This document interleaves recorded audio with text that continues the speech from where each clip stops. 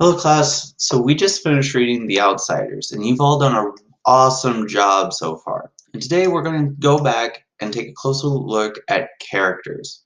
So our objective for today is, and let's read it out loud, students will be able to compare and contrast two or more characters in a story or drama, drawing on specific details in the text. We're going to be doing character comparisons today to accomplish this. So I want you to get out your guys' copy of The Outsiders and either a notebook or a piece of paper and a writing utensil and take notes so it will help us fill out our worksheet at the end of today's reading. All right, chapter 1. When I stepped out into the bright sunlight from the darkness of the movie house, I had only two things on my mind: Paul Newman and a ride home. I was wishing I looked like Paul Newman. He looked tough. And I don't, but I guess my own looks aren't so bad. I have light brown, almost red hair, and greenish gray eyes. I wish they were more gray, because I hate most guys that have green eyes. I'm already seeing that this is a lot of good description, and I would mark this down in our notes. But I have to be content with what I have. My hair is longer than what most boys wear, squared off in the back and long in the front and the sides, but I am a greaser, and most of my neighborhood rarely bothers to get a haircut. Besides, I look better with long hair. I had long walk home and no company, but I usually loan it anyways, for no reason except that I like to watch movies undisturbed so I can get into them and live them with the actors.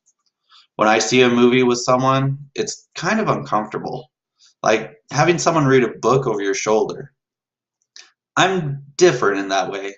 I mean, my second oldest brother, Soda, who is 16 going on 17, never cracks a book at all. And my oldest brother, Daryl, who we all call Derry, works too long and hard to be interested in a story or drawing a picture. So I'm not like them. And nobody in our gang digs movies and books the way I do. For a while there, I thought I was the only person in the world that did, so I loaned it. Already I'm getting this good mental image of what our main character looks like and what he sounds like and kind of his dynamic of his family and what his brothers are kind of seeming like. Let's keep that in mind as we continue. Soda tries to understand, at least, which is more than Derry does, but then Soda is different from anybody. He understands everything, almost. Like, he's never hollering at me all the time the way Derry is, or threatening me as if I was 6 instead of 14. I love Soda more than I ever loved anyone, even mom and dad. He's always happy-go-lucky and grinning, while Derry's hard and firm and rarely grins at all. But then, Derry's gone through a lot in his 20 years, grown up too fast. Soda Pop I'll never grow up at all. I don't know which way is best. I'll find out one of these days. Anyway, I went on walking home, thinking about the movie, and then suddenly wishing I had some company. Greasers can't walk alone too much or they'll get jumped. Or someone will come by and scream, "Greaser!" at them, which doesn't make you feel too hot. If you know what I mean. We get jumped by Soch. I'm not sure how you spell it, but it's the abbreviation for socials. The jet set, the West Side rich kids. It's like the term greaser, which is used to class all the boys on the East Side. We're poorer than the Soch and the middle class. I reckon we're wilder too. Not like the Soch who jump greasers and wreck houses and throw beer blasts for kicks and get editorials in their paper for being a public disgrace. One day, an asset to society, the next. Greasers are almost like hoods. We steal things, drive old souped up cars, and hold up gas stations and have gang fights once in a while. I don't mean I do things like that. Derry would kill me if I ever got into trouble with the police. Since mom and dad were killed in an auto wreck, the three of us get to stay together only as long as we behave. So I'm also seeing like Dairy has taken over the father figure of the house, just kind of how Ponyboy is describing him. Let's continue. So Soda and I stay out of trouble as much as we can, and we're careful not to get caught when we can. I only mean the most greasers do things like that. We wear our hair long and we dress in blue jeans and t-shirts, or leave our shirt tails out and wear leather jackets and tennis shoes or boots. I'm not saying that either social greasers have it better. It's just the way things are. I could have waited to go to the movies until Dairy or Soda Pop got off work. They would have gone with me, or driven me there, or walked along. Although Soda just can't sit still long enough to enjoy a movie, and they bore Danny to death. Derry thinks his life is enough without inspecting other people's. Or I could have gotten one of the gang to come along. One of the four boys Derry and Soda and I have grown up with consider family. We're almost as close as brothers. When you grow up in a tight-knit neighborhood like ours, you get to know each other real well. And if I had a thought about it, I could have called Derry and he would have come by his way home and picked me up. Or Two-Bit Matthews, one of our gang, would have came to get me in his car if I had asked him. But sometimes I just don't use my head. I'm also seeing he probably has a little bit of a negative reflection on himself, so I would definitely make note of that he thinks that he doesn't use his head all the time. It drives my brother Derry nuts when I do stuff like that, because I'm supposed to be smart. I make good grades, have a high IQ and everything, but I don't use my head. Besides, I like walking. I about decided I didn't like it so much, though, when I spotted that red Kavere trailing me. I was almost 2 blocks from home then, so I started walking a little bit faster. I've never been jumped, but I've seen Johnny after four associates got a hold of him.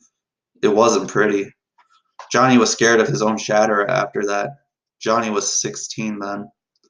I knew it wasn't any use, though.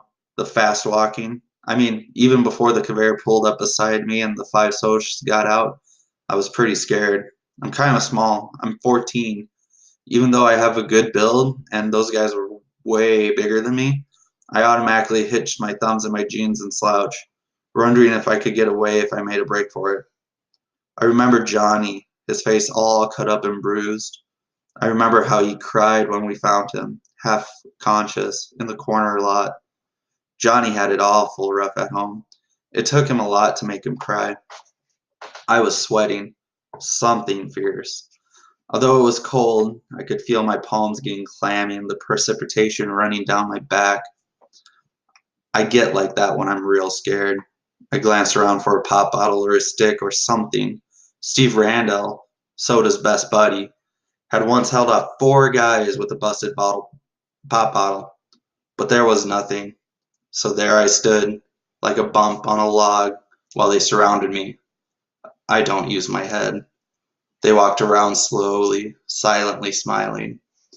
"Hey, Grease," one of the over-friendly boys. "We're gonna do you a favor, Greaser. We're gonna cut all that long, greasy hair off." He had on a Mandras shirt. I can still see it. Blue Mandras. One of them laughed and then cussed me out in a low voice. I couldn't think of anything to say. There just isn't a whole lot you can say while waiting to get mugged. So I kept my mouth shut. "Need a haircut, Greaser?"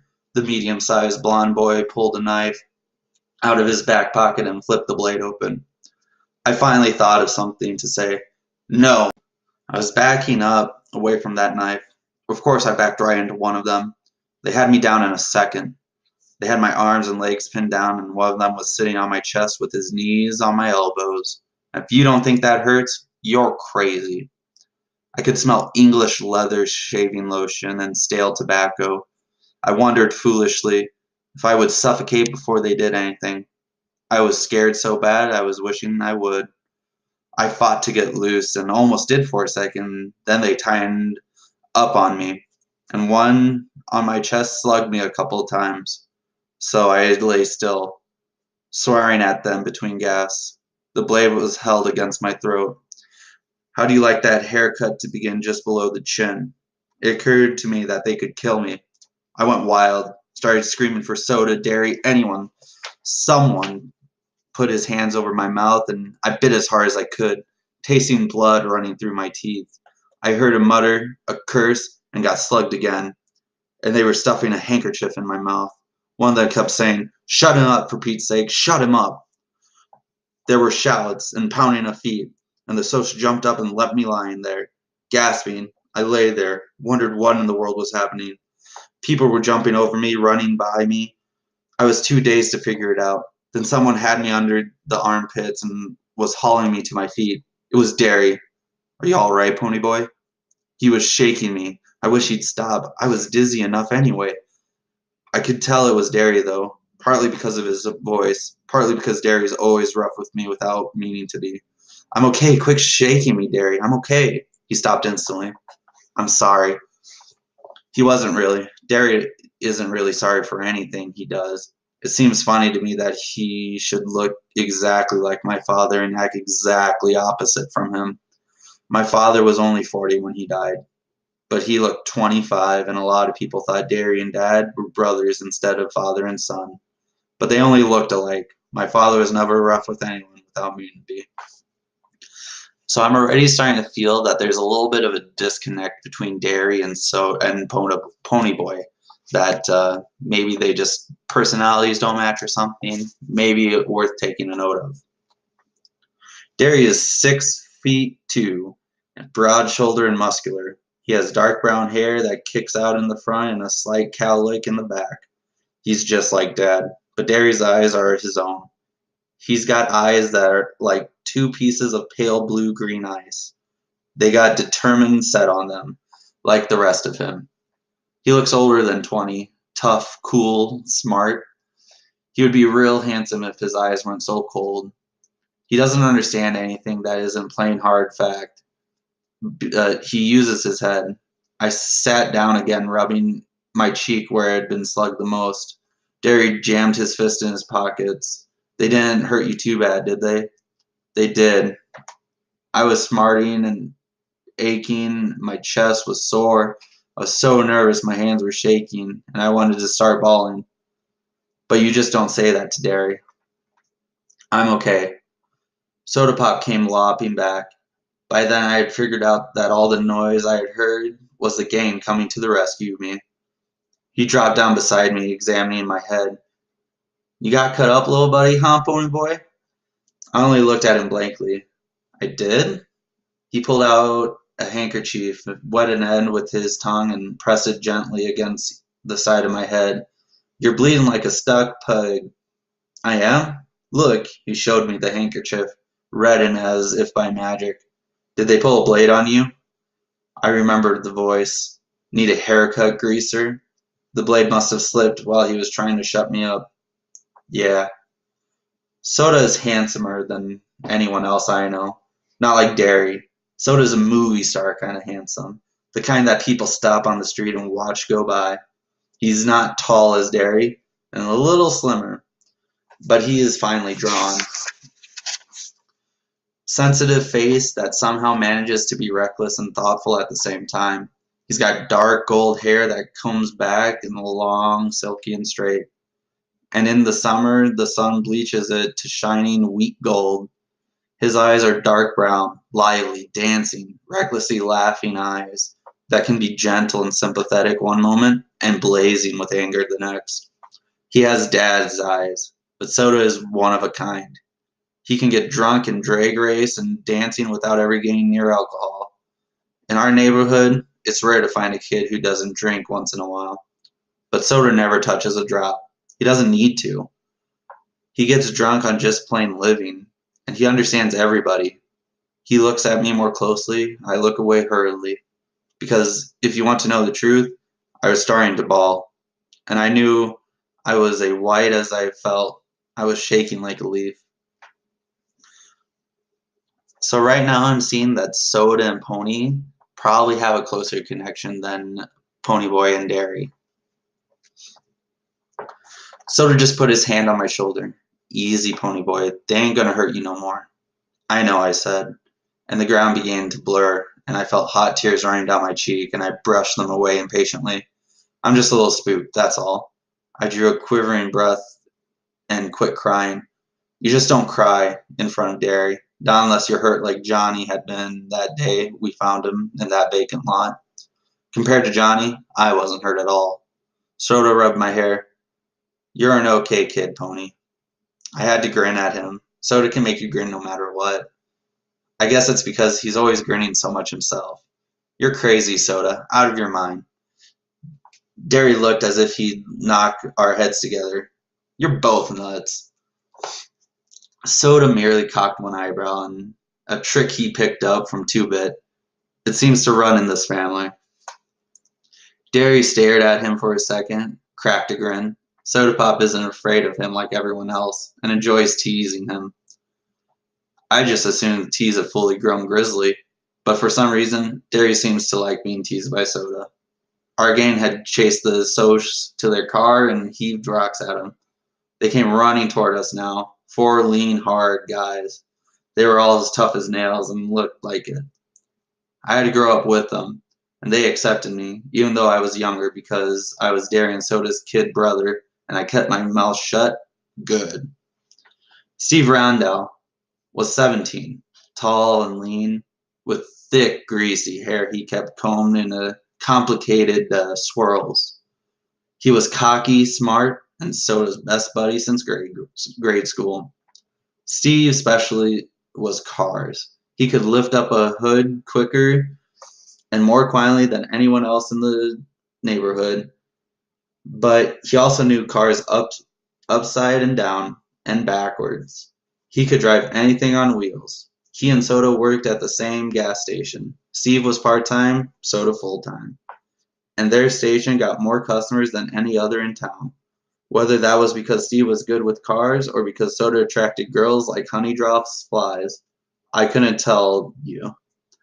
I liked Steve only because he was Soda's best friend. He didn't like me. He thought I was a tag-along and a kid.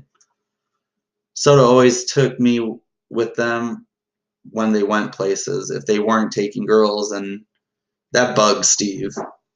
It wasn't my fault. Soda always asked me, and I didn't ask him. Soda doesn't think of me as a kid. So now I'm seeing like the kind of relationships between Ponyboy and the rest of the gang. Maybe start making notes about this. Two-Bit Matthews was the oldest of the gang and a wisecracker of the bunch. He was about 6 feet tall, stocky in build, and very proud of his long, rusty-colored sideburns. He had gray eyes with a wide grin.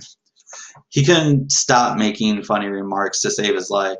You couldn't shut up that guy. He always had to get his 2 bits worth in, hence his name. Even his teachers forgot his real name was Keith, and we hardly remembered he had one. Life was one big joke to Two-Bit. He was famous for shoplifting and black-handled switchblade, which he couldn't have acquired without his first talent.